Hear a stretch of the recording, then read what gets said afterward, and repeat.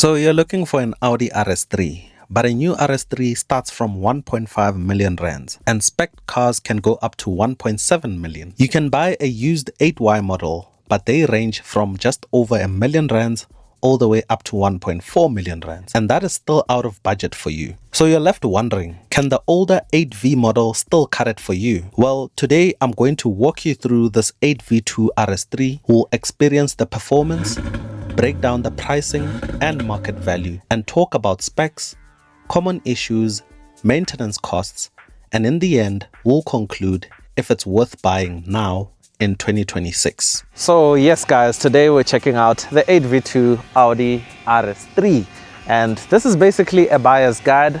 We're going to be tackling down the question, should you actually buy this car now in 2026, or is it worth buying over the newer one, or should you just stretch your budget and actually go for the 8Y model? So yeah, let's go through the ins and outs, the price, the maintenance costs, possible issues with these cars, and I really do hope you guys enjoy it. Let's get right into it.